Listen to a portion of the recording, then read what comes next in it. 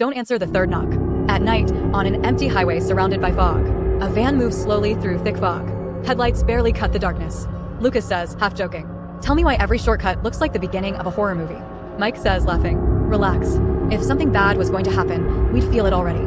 Emma says, uneasy, "That's not true, and you know it." Thunder rolls in the distance. Late at night, outside an old roadside motel. A flickering neon sign reads, Ridgeway Motel. Ben says, nervous, "I don't like this place."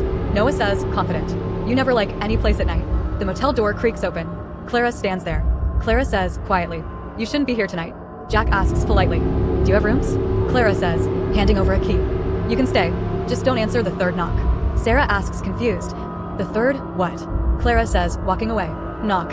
In the night, inside the motel room. Oh, the group enters one large, dimly lit room. Mike says, looking around, "Okay, this place is officially creepy." Noah says, dismissive, "It's just old." "That's it." Ben says, whispering. She didn't sound like she was joking. Olivia says, holding her phone up, "If we die, at least I'm recording it." Emma says, serious, "Please stop joking."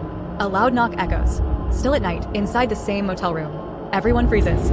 Jack says, firmly, "No one move." A second knock follows. Lucas says, nervous laugh, "That has to be Clara." A third knock. Slower. Louder. Sarah says, shaking, "My heart is racing." Mike says, irritated, "It's just a door." Mike reaches for the handle. Emma says, urgently, "Mike, don't." The handle turns by itself. The voice says, calm and close, "You forgot something inside." Moments later, inside the motel bathroom, Emma and Jack whisper. Emma whispers, "That thing knows we're here." Jack whispers, "It wants us to open the door." Emma asks, scared, "Why can't it come in?" Jack says, realizing, "Because it needs permission." A scream echoes from the main room. At night, back inside the motel room. The door is open.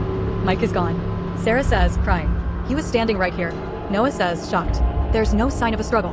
Ben says, terrified, "Because he answered." A shadow moves past the window.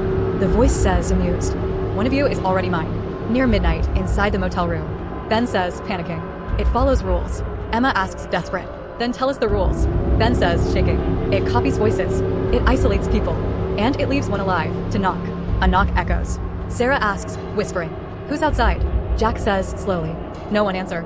The voice says, calm, "Jack, open the door." At the same time, inside the motel hallway, Jack opens the door. The hallway is empty. He turns back toward the group, smiling unnaturally. Jack says softly, "You forgot something inside."